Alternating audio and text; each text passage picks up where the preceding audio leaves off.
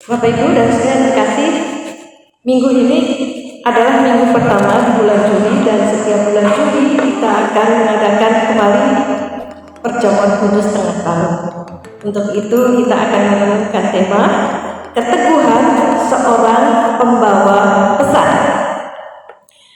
Bapak Ibu dan saudara sekalian, ketika Kentucky pertama kali hadir di Indonesia, saya langsung menyukainya.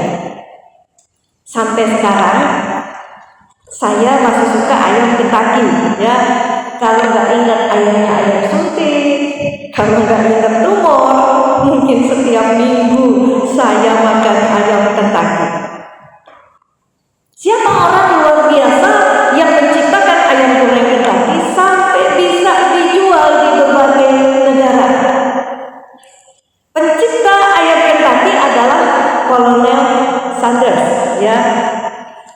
Kolonel Sanders ini orang Indiana Amerika yang lahir pada tahun 1890. Pak Sanders ini suka masak dan suka ayam goreng, seperti kebanyakan kita. Maka dia membuat ayam goreng cepat saji yang lezat. Nah, selama dia dua tahun, dia menawarkan menu ayam gorengnya ini kepada berbagai resto yang ada di tempatnya, di daerahnya, yaitu di Indiana, ya. Dan selama 2 tahun itu juga dia sudah ditolak sebanyak 1000 kali. Bayangin saudara ya, 1000 kali. Kalau saya nggak perlu sampai 1000, puluhan saja mungkin saya sudah menyerah, ya, langsung mundur. Tapi Pak Sanders ini tidak pernah menyerah, saudara. Dia terus menawarkan ayam gorengnya sampai akhirnya di usia lanjut dia kemudian mendirikan resto Kentucky Fried Chicken yang kita kenal dengan nama KFC. Nah, KFC ini sukses besar ketika Pak Sanders ini usianya 70 tahun. Sampai hari ini, saudara, ada ribuan gerai KFC di berbagai negara di dunia. Di Indonesia saja pada tahun 2022 tercatat ada 727 gerai KFC di seluruh daerah Indonesia. Luar biasa, ya, sukses besar KFC. Bapak Ibu dan saudara yang terkasih, orang-orang sukses itu ternyata tidak pernah melalui proses yang instan ketika meraih keberhasilan. Mereka harus siap ditolak, bukan sekali, 2, 3 kali, tapi puluhan bahkan ratusan kali. Mereka harus siap gagal saat mencoba, percobaan demi percobaan. Untuk sukses harus punya keteguhan hati. Jika kesuksesan dunia saja, saudara, tidak bisa diraih dengan cara yang instan, apalagi kesuksesan dalam pemberitaan Injil. Orang yang menjadi saksi Tuhan baik di gereja, baik di rumahnya, baik di tempat kerjanya, baik di masyarakat, harus punya keteguhan hati untuk membawa pesan Injil. Nah, sekarang coba kita sama-sama renungkan, ya, bagaimana caranya agar kita memiliki keteguhan ketika kita membawa pesan Injil kepada sekitar kita. Yang pertama, saudara, kita itu harus fokus pada Tuhan, pada tugas, bukan pada kebutuhan-kebutuhan kita. Fokus pada tugas membawa pesan, bukan pada kebutuhan-kebutuhan kita. Bapak Ibu saudara sekalian, Yesus itu mengalami apa artinya ditolak saat memberitakan Injil atau menghadirkan kerajaan Allah. Pertama, penolakannya datang dari para pemuka agama. Yang kedua, penolakan itu datang dari keluarganya, ya, dan masyarakat di mana Yesus tinggal bersama-sama dengan mereka. Sebab itu ketika Yesus mengutus murid-muridnya untuk memberitakan Injil, Yesus itu memberikan pesan-pesan kepada murid-muridnya supaya mereka punya keteguhan hati sebagai seorang pembawa pesan Injil. Untuk memiliki keteguhan itu, maka murid-murid harus belajar fokus pada tugasnya, bukan pada kebutuhan-kebutuhan hidup mereka. Yesus memberi pesan begini, saudara ya, dalam Markus 6 ayat ke-8. Dan berpesan kepada mereka supaya jangan mereka membawa apa-apa dalam perjalanan mereka, kecuali tongkat, roti pun jangan, bekal pun jangan, uang dalam ikat pinggang pun jangan. Boleh pakai alas kaki, tapi jangan memakai 2 baju.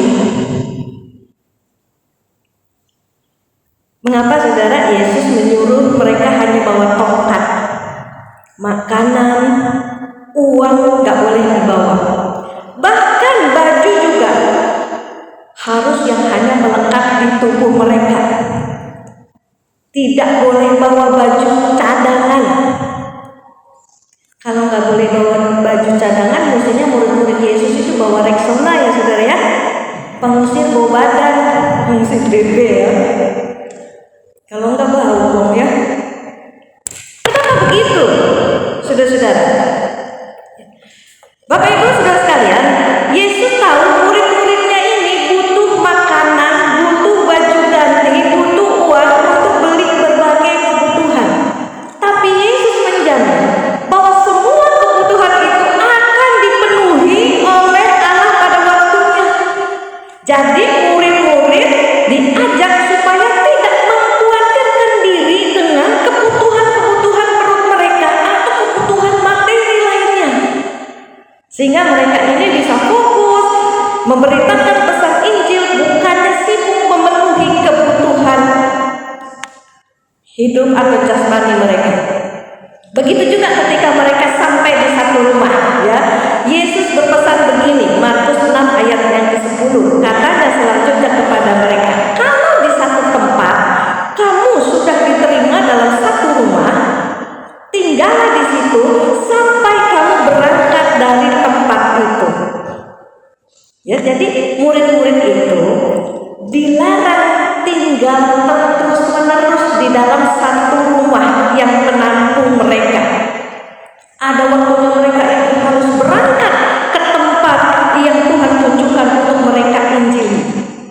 Biasanya saudara, kalau orang itu sudah nyaman di satu tempat, ya, mereka tidak mau pindah, mereka terlena di situ, mereka tidak lagi mau pergi memberitakan Injil. Nah, Bapak Ibu saudara sekalian, dari pesan Yesus ini kita bisa belajar bahwa kalau kita mau teguh dalam pelayanan, kita teguh memberitakan Injil, kita mau teguh menghadapi tantangan saat bersaksi, kita itu harus fokus pada tugas kita untuk bersaksi. Kalau murid-murid fokus pada kebutuhan hidupnya, kita sudah tepat pada akhirnya bahwa mereka tidak akan teguh menjalankan tugas mereka untuk bersaksi.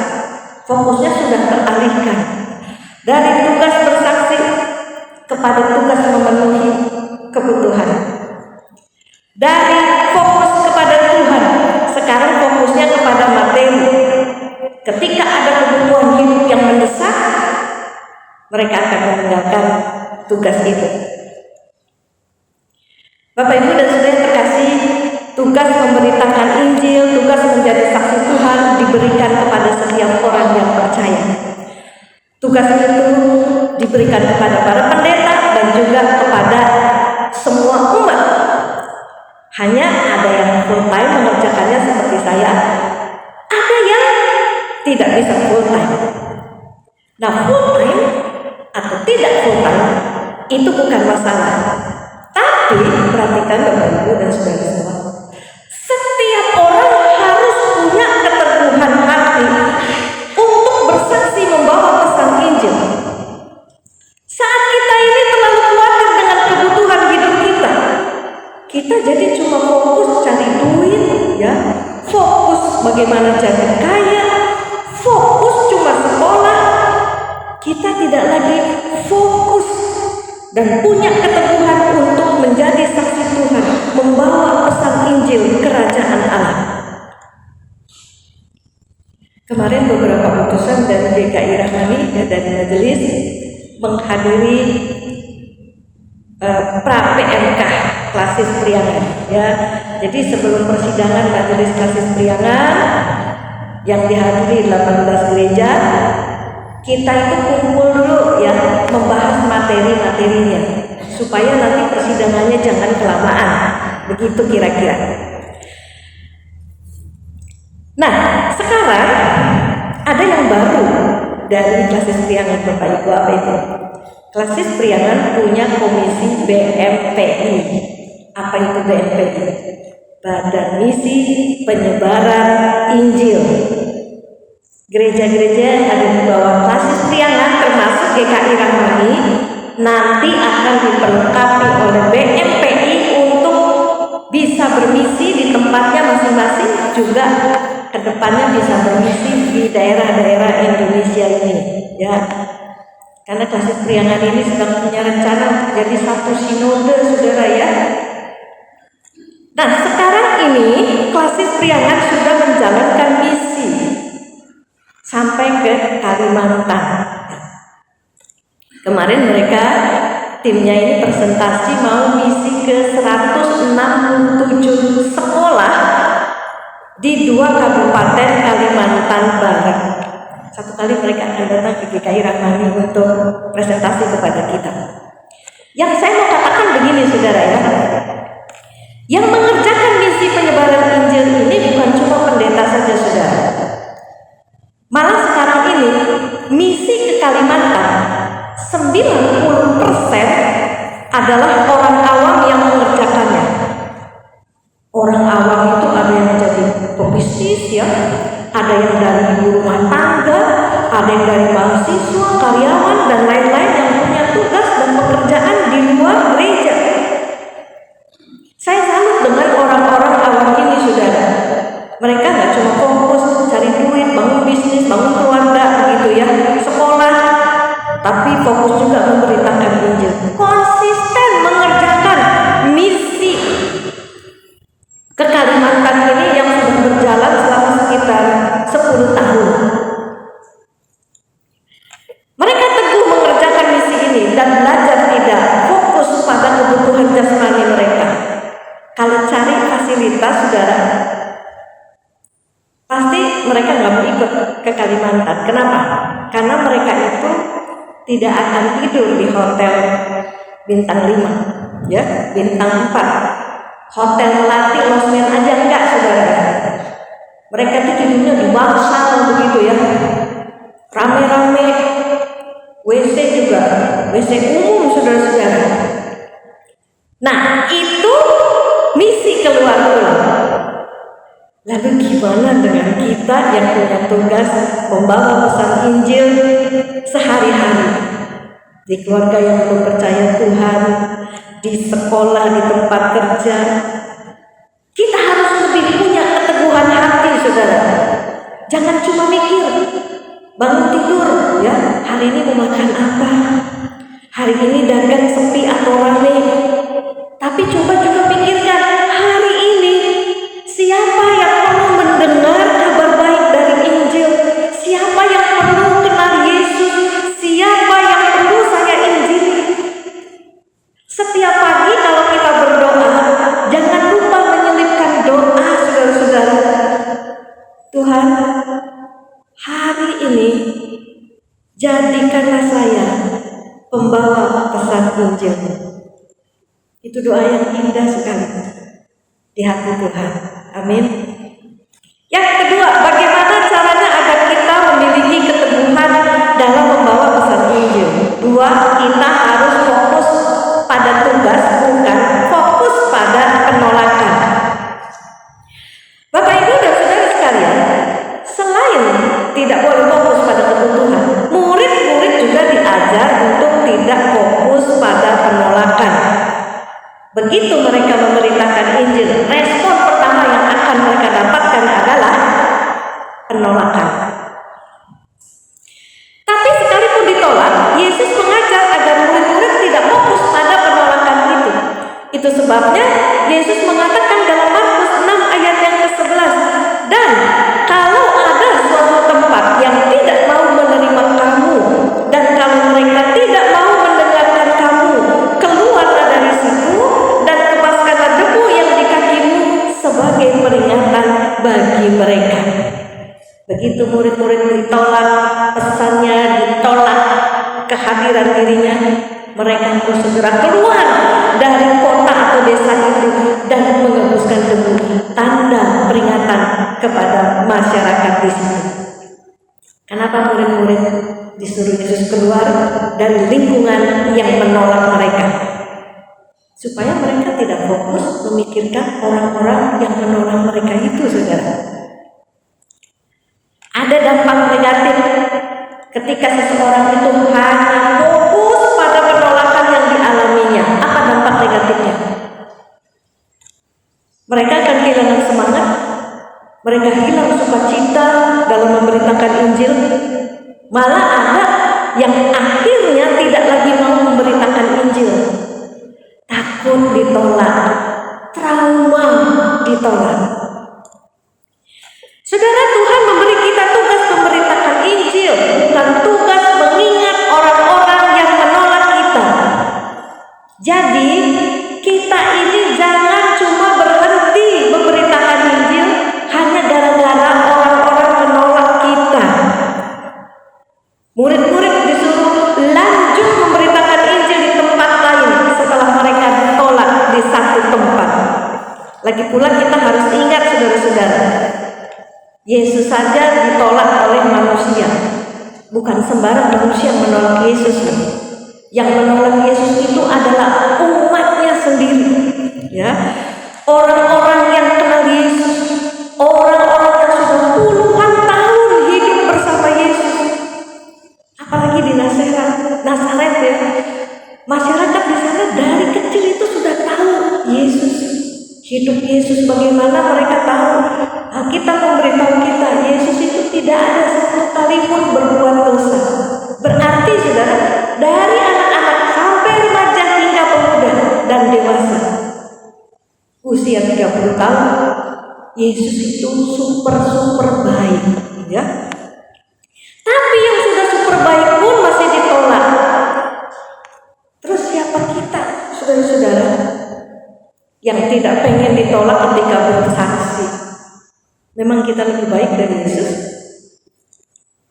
Bapak Ibu dan Saudara yang terkasih, mari kita fokus pada tugas kita sebagai pembawa pesan Injil, pembawa pesan kerajaan Allah. Ditolak itu biasa, saudara. Ditolak waktu besok orang yang tidak percaya Tuhan, gak usah malu, gak usah patah semangat, gak usah kecil hati. Penderitaan kita ketika ditolak itu belum seperti Yesus, belum seperti murid-murid Yesus. Mereka ditolak dengan ekstrim sampai dilenyapkan dari muka bumi ini. Pendeta Stephenson pernah berkata begini ya, kalau patah hati itu jangan gila tapi lagi. Usaha lagi cari pacar maksudnya ya. Jangan frustasi sampai jadi ODGJ ya, orang dengan gangguan jiwa. Memberitakan Injil juga sama, saudara-saudara. Kalau ditolak jangan sampai kita jadi kapok, tapi menginjil lagi, bersaksi lagi. Kita belum kayak Pak Sanders tadi yang ditolak sampai 1000 kali ya. Tuhan akan menyertai semua kesaksian yang kita lakukan kepada orang-orang yang belum percaya, meskipun itu butuh keteguhan hati. Kalau kita ngajak orang-orang, kita ngajak teman-teman di sekolah ya, yang supaya percaya Yesus, supaya pergi ke gereja, lalu kita ditolak, nggak apa-apa saudara. Bukan cuma kita yang ditolak ya. Bukan cuma kita yang mengalaminya.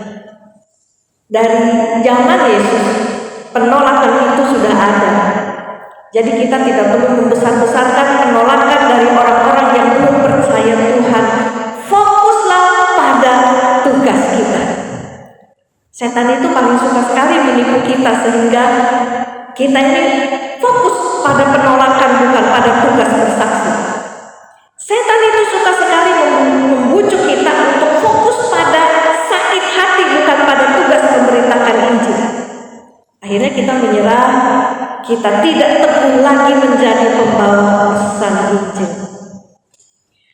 Bapak, Ibu, dan Saudara yang terkasih, hari ini firman Tuhan sudah mengingatkan kita supaya kita teguh menjadi seorang pembawa pesan Injil. Fokuslah pada tugas bersaksi, bukan fokus pada kebutuhan-kebutuhan kita, apalagi fokus pada penolakan. Tuhan Yesus kiranya menolong setiap kita, termasuk saya, untuk terus menjadi saksinya, membawa berita Injil kemanapun Tuhan mempercayakan kita semua. Amin. Mari kita bersama-sama bersaat teduh sejenak.